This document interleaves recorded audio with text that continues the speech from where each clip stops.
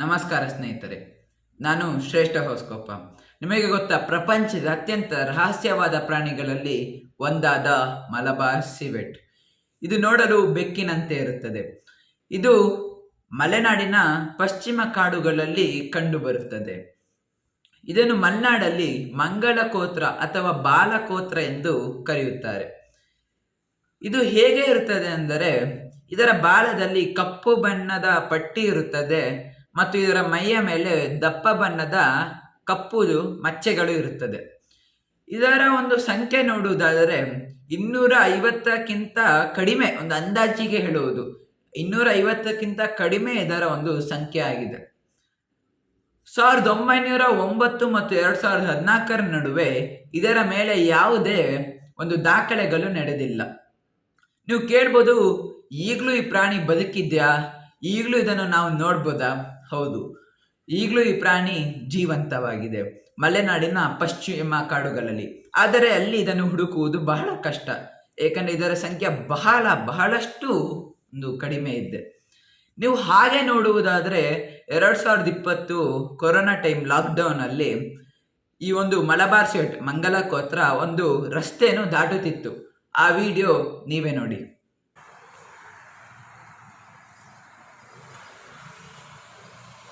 ನೀವು ನೋಡುದಲ್ಲ, ಆ ಮಲಬಾರ್ ಸಿವೆಟ್ ಮಂಗಲಕೋತ್ರ ಈ ರಸ್ತೆಯನ್ನು ದಾಟುತ್ತಿರುವಾಗ ಇದು ಕ್ಯಾಮ್ರಾದಲ್ಲಿ ಕ್ಯಾಪ್ಚರ್ ಆಗಿದೆ.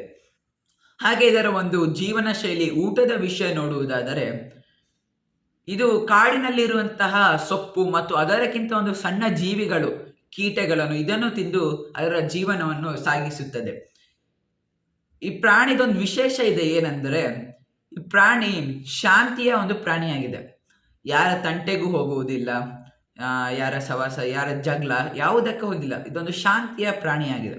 ಹಾಗೆ ಇದು ನಾಚಿಕೆಯ ಪ್ರಾಣಿ ಸಹಿತ ಆಗಿದೆ. ಏನಾದ್ರೂ ನಾಚಿಕೆ ಮಾಡ್ಕೊಂಡು ಹೋಗೋದು, ಇವೆರಡು ಇದರ ಒಂದು ವೀಕ್ನೆಸ್ ಇರುವುದರಿಂದ ಇದರಿಗಿಂತ ದೊಡ್ಡ ಪ್ರಾಣಿಗಳು, ಹುಲಿ, ಹಾವು, ಚಿರತೆ, ಇವುಗಳು ಈ ಮಲಬಾರ್ ಸಿವೆಟ್ ಮಂಗಲಕೋತ್ರವನ್ನು ಹಿಡಿದು ತನ್ನ ಆಹಾರವಾಗಿ ಮಾಡ್ಕೊಳ್ಳುತ್ತೆ. ಅದರಿಂದ ಇದರ ಒಂದು ಸಂಖ್ಯೆ ಬಹಳಷ್ಟು ಒಂದು ಕಡಿಮೆ ಇದೆ. ಹಿಂದೆ ನಮ್ಮ ಪೂರ್ವಜರೆಲ್ಲ ಒಂದು ತಪ್ಪು ತಿಳುವಳಿಕೆ ಇತ್ತು ಈ ಪ್ರಾಣಿಯ ಮೇಲೆ. ನಾನು ಹಿಂದಿನ ಒಂದು ವಿಡಿಯೋದಲ್ಲಿ ಹೇಳಿದ್ದೆ, ಕೊಣಜನ ಬೆಕ್ಕು ಕೋಳಿಯನ್ನು ಎತ್ಕೊಂಡು ಹೋಗಿತ್ತು. ಇಲ್ಲಿ ಏನು ನಡೆದಿದೆ ಅಂದರೆ, ಇಂಥ ತಪ್ಪು ತಿಳುವಳಿಕೆ ಅಂದರೆ, ಈ ಮಲಬಾರ್ ಸಿವೆಟ್ ಇದೆಯಲ್ಲ, ಇದೇ ನಮ್ಮ ಪೂರ್ವಜರ ಒಂದು ಸಾಕು ಪ್ರಾಣಿ. ಅಂದರೆ ಒಂದು ಬೆಕ್ಕಾಗಿರ್ಬೋದು, ನಾಯಿ ಆಗಿರ್ಬೋದು, ಕೋಳಿ, ಇದೇ ಇವುಗಳನ್ನು ಎತ್ಕೊಂಡು ಹೋಗುತ್ತೆ ಅಥವಾ ಇದೇ ಇದನ್ನು ಬೇಟೆ ಆಡುತ್ತೆ, ಯಾವುದು ಮಲಬಾರ್ ಸಿವೆಟ್. ಆದರೆ ಈ ಪ್ರಾಣಿ ಮಲಬಾರ್ ಸಿವೆಟ್ ಆ ಥರ ಅಲ್ಲ, ಇದೊಂದು ಶಾಂತಿಯ ಪ್ರಾಣಿ. ಆದ್ದರಿಂದ ಹಿಂದೆ ಎಂತ ಮಾಡ್ತಿದ್ರು ಅಂದರೆ, ಈ ಪ್ರಾಣಿ ಎಲ್ಲರೂ ಕಂಡರೆ, ಎಲ್ಲರೂ ಸಿಕ್ಕಿದ್ರೆ ಇದನ್ನಲ್ಲೇ ಸಾಯಿಸ್ಬಿಡ್ತಿದ್ರು, ಅಲ್ಲೇ ಸಾಯಿಸ್ಬಿಡ್ತಿದ್ರು. ಅದರಿಂದ ಸಹಿತ ಇದರ ಒಂದು ಸಂಖ್ಯೆ ಬಹಳಷ್ಟು ಕಡಿಮೆ ಆಗಿದೆ. ನೀವು ಕೇಳ್ಬೋದು, ಮನುಷ್ಯರು ಇದನ್ನ ತಿಂತಿದ್ರ, ಹಿಂದೆ ಬೇಟೆ ಆಡ್ತಿದ್ರಲ್ಲ? ಹೌದು, ಹಿಂದೆ ಮನುಷ್ಯರು ಇದನ್ನ ಬೇಟೆಯಾಡಿ ಸಹಿತ ತಿಂತಾನೂ ಇದ್ರು. ಇದವರ ಒಂದು ಆಹಾರದ ಪದ್ಧತಿ ಸಹಿತ ಆಗಿತ್ತು.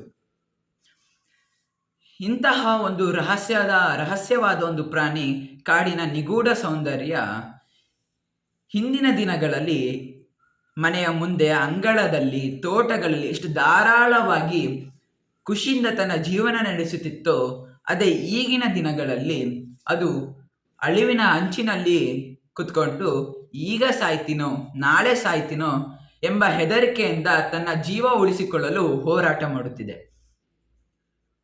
ನಾನು ಅದರಿಂದ ಕೊನೆಯದಾಗಿ ಏನು ಹೇಳುವುದೆಂದರೆ, ಇಂತಹ ಕೆಲವು ರಹಸ್ಯವಾದ ಪ್ರಾಣಿಗಳು ಮುಂದೊಂದು ದಿನ ನಿಮಗೆ ಕಂಡರೆ ಅವುಗಳನ್ನು ಸಾಯಿಸಬೇಡಿ, ಅವುಗಳಿಗೆ ಒಂದು ಬದುಕುವುದಕ್ಕೆ ಒಂದು ಸಾಮರ್ಥ್ಯ ನೀಡಿ ಎಂದು ಹೇಳುತ್ತಾ ನನ್ನ ಮಾತುಗಳನ್ನು ಮುಗಿಸ್ತೇನೆ. ನಮಸ್ಕಾರ.